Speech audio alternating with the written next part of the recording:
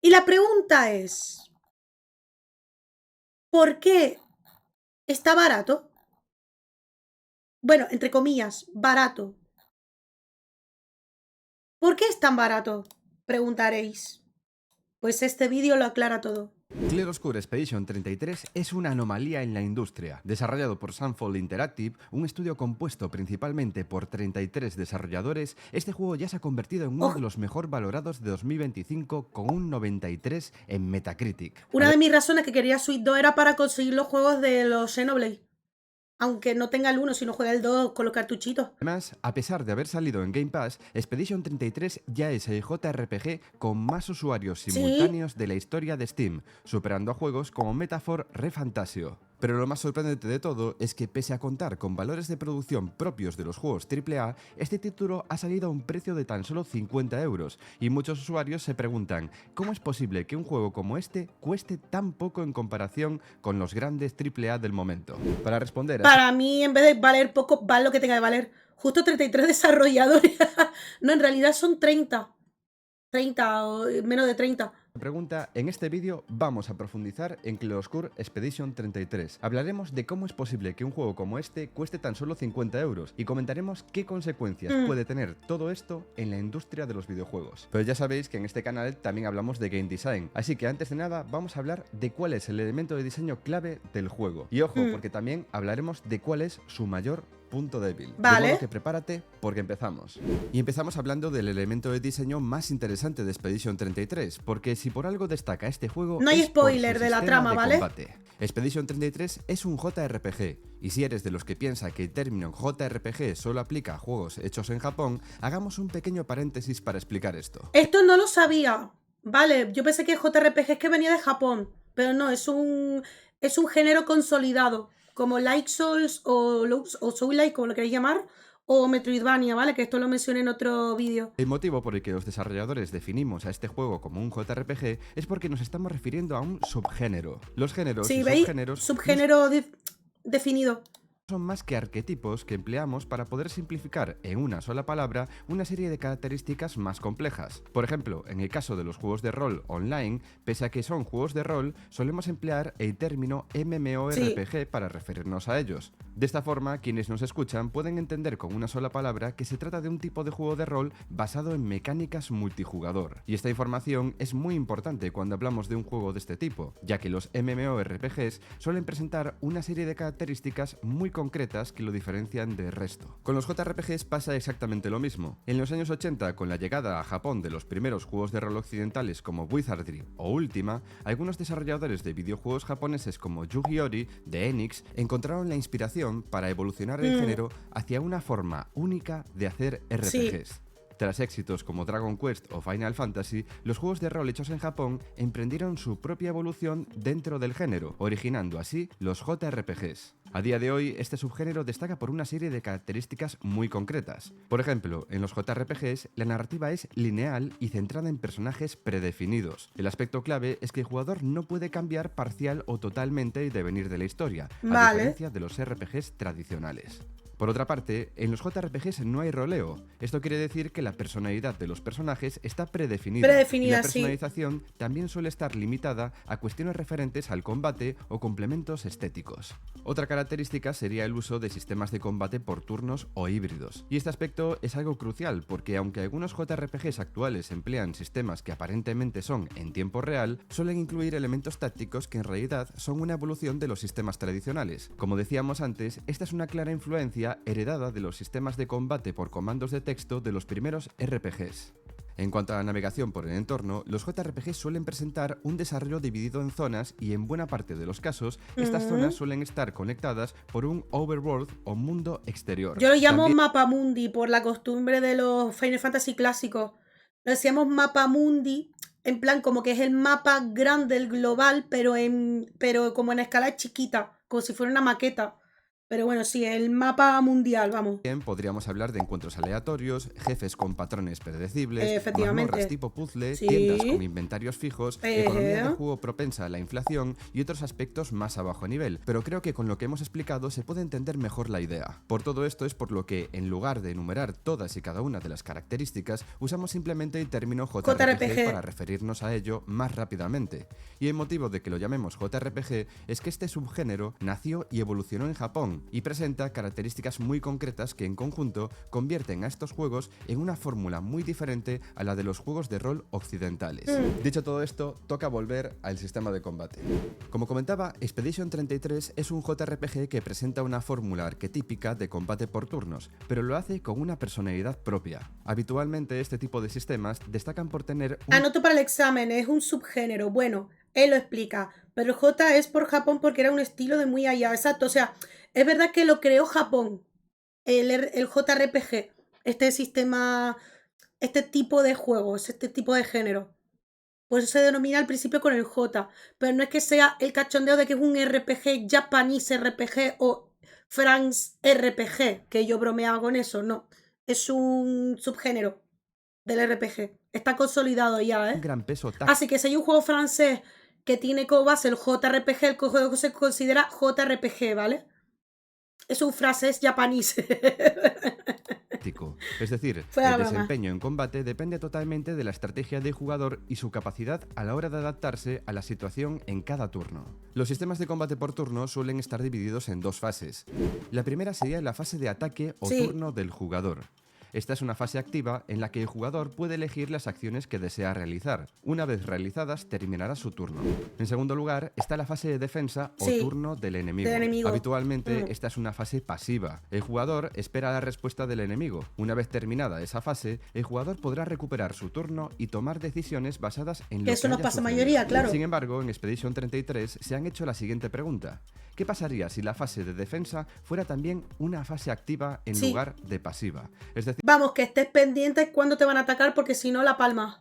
¿qué pasaría si el jugador pudiera utilizar la fase de defensa para obtener ventaja en combate? Bajo esta premisa, Sunfall Interactive ha implementado un sistema de bloqueo y esquiva que añade un factor muy interesante. Pon a prueba tu habilidad para ganar ventaja durante la fase defensiva. El jugador puede bloquear o esquivar golpes, y si lo hace perfecto podrá realizar de forma automática un contraataque poderoso. Esto hace que no solo se evite el daño, sino que el enemigo resultará también dañado. Pero lo difícil es encontrar el timing perfecto, porque este tipo de acciones deben realizarse en un momento muy concreto durante la animación de ataque del enemigo, y obviamente estas animaciones están pensadas para confundir. Lo interesante de todo esto es que Expedition 33 consigue varias cosas con esta mecánica. En primer lugar, hace que la fase defensiva sea más dinámica y fomenta que el jugador esté más pendiente de todo lo que sucede en el combate. En segundo lugar, hace que los combates no se basen exclusivamente en un factor táctico, sino que agregan un componente muy relevante de habilidad. Sí. De esta forma, la jugabilidad es mucho menos estática. Efectivamente. Y por último, crea situaciones más variadas y menos predecibles, ya que acertar o fallar en las esquivas o bloqueos puede aportar una gran ventaja o desventaja en combate. Esto ha sido gracias a que han sabido diseñar distintos patrones de enemigos o que cada enemigo, de todo el vestuario que tiene, cada enemigo tiene sus propios patrones de ataque. Han sabido hacer eso, que los enemigos han tenido, o sea, han podido hacer que de verdad que cada uno de ellos tengan sus diferentes ataques, sus diferentes ultis, sus diferentes movimientos que tenemos que analizar cada uno. Hay que calcularlo, hay que verlo, hay que memorizarlo, hay que aprenderlo. Es increíble. Y no solo en los enemigos pequeños, es en bosses también. En todos, en todos. Fallar en las esquivas o bloqueos puede aportar una gran ventaja o desventaja en combate, haciendo que cada turno sea más difícil de predecir. En definitiva, este aspecto hace que los encuentros en Expedition 33 sean muy divertidos de jugar, y pese a que Sunfall Interactive no es ni mucho menos la primera empresa en optar por sistemas de este tipo, la forma que han tenido de llevarlo a cabo es excelente, y sin ninguna duda supone un gran acierto. En cualquier caso, ahora que hemos destacado el punto más brillante del juego, toca El hablar combate. de su mayor punto débil. Y como suele suceder en otros títulos, precisamente es el punto más fuerte del juego y que supone al mismo tiempo un potencial problema. Y me estoy ¡Ojo! refiriendo al factor prueba Prueba y y error. error. ¡Ah! Ya comprendo. Claro, porque es como mencioné antes, en la parte, cuando él hablaba de activo y pasivo, sobre todo en la parte defensiva, que eres más pasivo ahí, claro, tú esperas que el enemigo ataque y luego te toca tu turno. Aquí, claro, han hecho que los dos roles sean activos. Es decir, que tú pones tu estrategia, realizas tus ataques en tu turno, pero luego en el turno del enemigo tienes que obviamente analizarlo, saber cuándo bloquear o esquivar. Y para que así tengas ventaja en el combate. Pero claro, eso a su vez, que me ha pasado un montón. Si no sabes bloquear en el momento justo, que es muy difícil, y no sabes esquivarlo tampoco, vas a acabar perdiendo mucha vida o incluso ya teniendo bajas de aliados.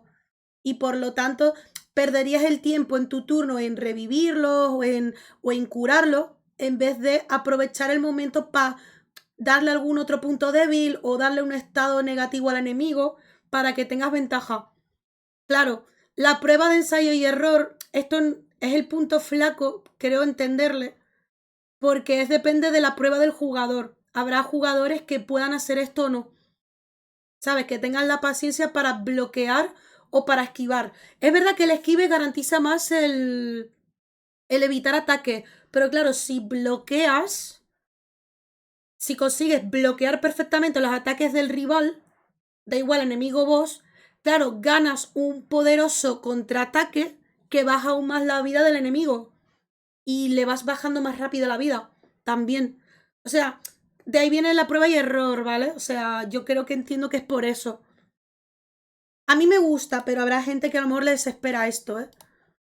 Como comentaba antes, el sistema de esquiva y bloqueo requiere de un timing muy concreto para ¿Ves? Un obtener esa timing muy concreto, ventaja, sí, es pero al real, mismo ¿eh? tiempo fallar en estas acciones puede resultar muy penalizante. Con los primeros enemigos del juego este aspecto no es demasiado problemático, pero a medida que avanzamos los sets de movimientos de los enemigos son cada vez más complejos y el daño recibido por turno puede llegar a ser muy alto. Esto es especialmente patente cuando combatimos con minibosses o bosses finales y también Claro, sobre todo minibosses o bosses ocultos o enemigos opcionales que suelen ser incluso más tochos que los bosses finales de la historia de cada nivel. Es verdad que si te da un golpe de gracia, sin saber esquivar bien o bloquear, mueres instantáneamente. O sea, tiene un ataque muy tocho. Sí o sí, tienen que estar todo el rato esquivando o bloqueando. Si no veis, por ejemplo, en este vídeo, este turno, aquí en este gameplay, ella en vez de poder haber atacado o haberle dado un estado negativo, bajarle más la vida, claro, perdió el tiempo resucitando a un compañero. jugamos en el máximo modo de dificultad. Debido a esto, Expedition Y yo 33 lo estoy jugando en modo normal. No estoy jugando en modo difícil, es verdad. En modo difícil sí que es más exigente, ¿eh? finales y también si jugamos en el máximo modo de dificultad. Debido a esto, Expedition 33 se apoya demasiado en el prueba y error para aprender las rutinas de los enemigos. No es nada extraño tener que ser derrotados una o dos veces para poder aprender el set de ataques de un enemigo y poder vencerle a continuación. Y pese a que hay muchos jugadores para los que este tipo de dinámica no es algo necesariamente malo, Sí. para muchos otros puede llegar a ser muy frustrante. En cierto modo, este es un aspecto inherente a este tipo de fórmulas de combate, y no es algo que tenga una solución sencilla. Tal vez este sea uno de los motivos por el que los desarrolladores han optado por añadir un selector de dificultad que se puede modificar en cualquier momento de la aventura. Sea como fuere, debo decir que a título personal, el sistema de combate de Expedition 33 me parece lo bastante divertido pese a tener este problema. Y supongo que esto es algo muy de cada uno, pero yo soy de esos jugadores que encuentran divertido aprender el set de movimientos de los enemigos. Sí, es Esta divertido, mecánica de fase pero cuando pierdes muchas veces el bloqueo o el esquive, sí que es verdad que frustra. Lo de rolear fuera del MMO no me llama tanto. O sea, no te gusta, por ejemplo, Dragones y Mazmorra, ¿no? Dungeons and Dragons, por ejemplo. O de rol de la historia se siente o por diversión. Este tipo de curiosamente me lo dan los juegos asiáticos. Es raro que un europeo o un estadounidense.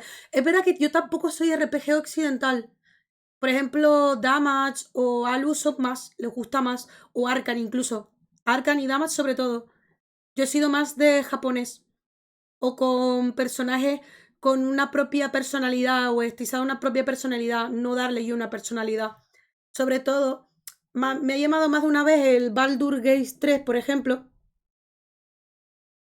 El Baldur's 3 este, que yo sé que es muy bueno, pero claro, el tomar decisiones, el rolear con un dado, claro, a mí sí me gusta jugar un juego de mesa, pero así en un videojuego, no sé si me hace raro.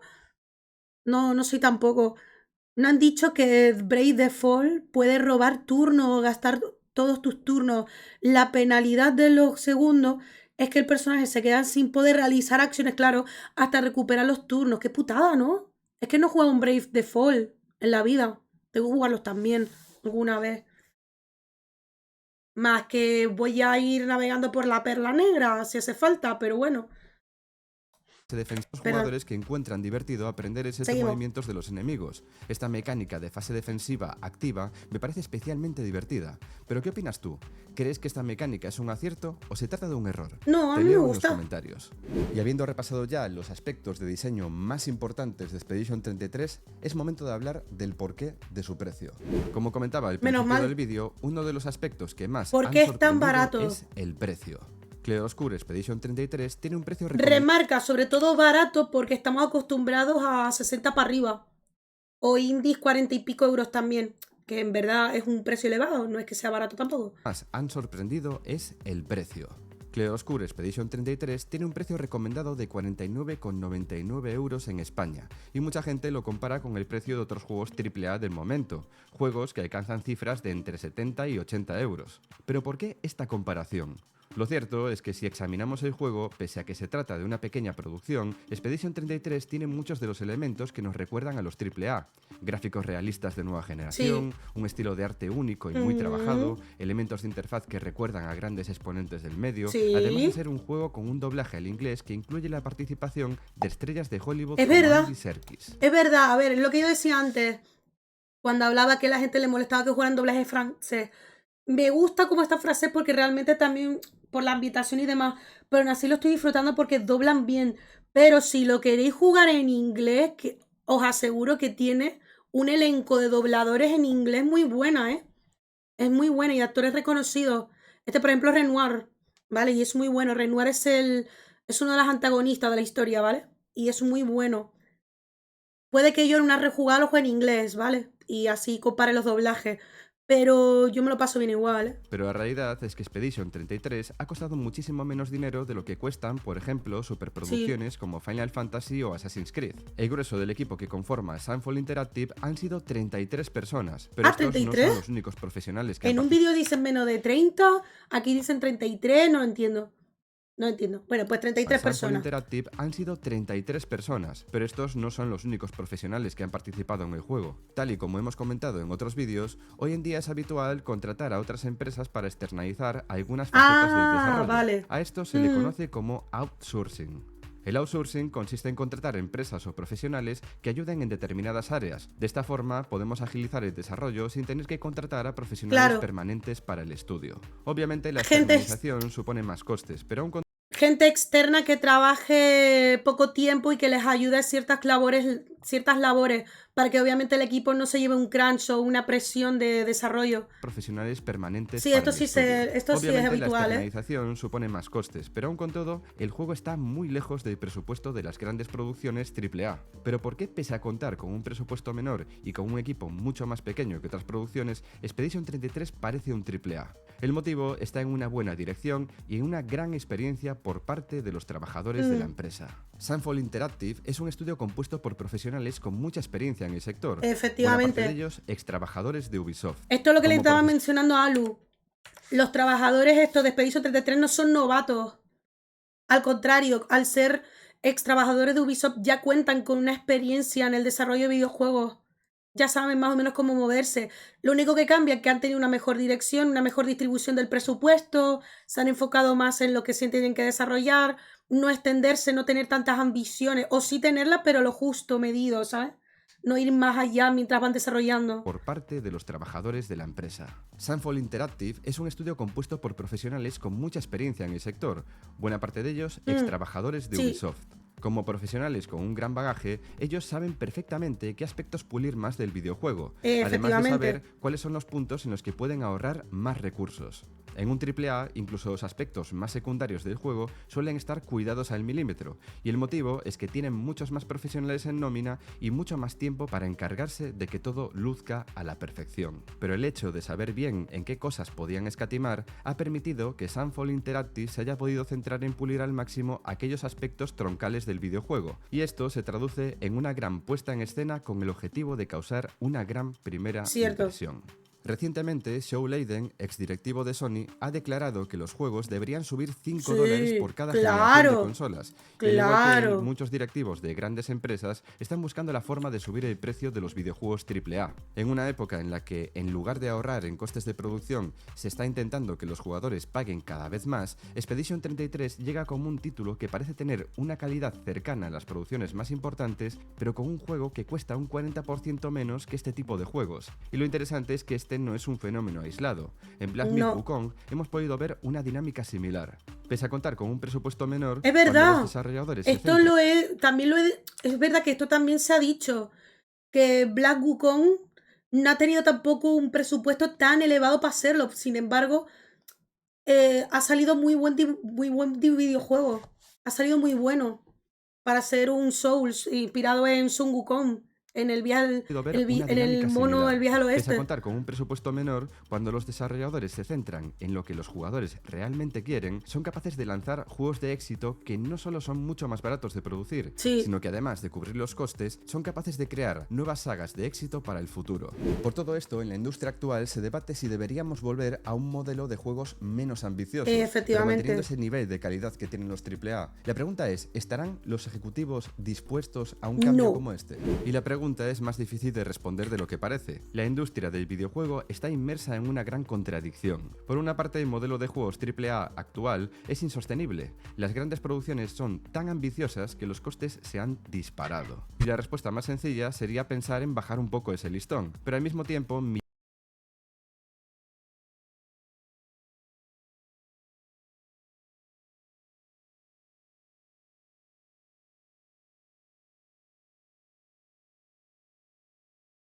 disparado. Y la respuesta más sencilla sería pensar en bajar un poco ese listón, pero al mismo tiempo millones de usuarios en todo el mundo demandan que los juegos sean cada vez más grandes y ambiciosos, y esto hace que las compañías no se atrevan a bajar ese listón. Es por todo eso por lo que resulta tan importante el éxito de Expedition 33. Al momento de lanzar este vídeo ya verdad, han alcanzado un ya han millón de llegado unidades 2, vendidas, y el juego ha demostrado ser tremendamente lucrativo considerando los costes de producción. Por todo esto, ¿será suficiente para que las grandes compañías empiecen a cambiar? Lo que está claro es que los costes no siempre son el único motivo de los altos precios, y esto es lo que está sucediendo con el precio de los juegos de Nintendo Switch 2, especialmente Por ejemplo, con Mario Kart World, un juego con un precio de lanzamiento de casi 90 euros. Si te interesa este tema, te invito a que veas este vídeo de aquí. En él, además de hablar sobre el precio de los videojuegos de Nintendo Switch 2, hablamos de la opinión que tenemos los desarrolladores de videojuegos sobre la nueva consola de Nintendo. Pues Así que si te interesante interesa verlo este más tema, adelante, nos ¿eh? vemos ahora mismo en este vídeo. Está muy interesante verlo más adelante. Os dejo por aquí el vídeo y me ausento un segundo.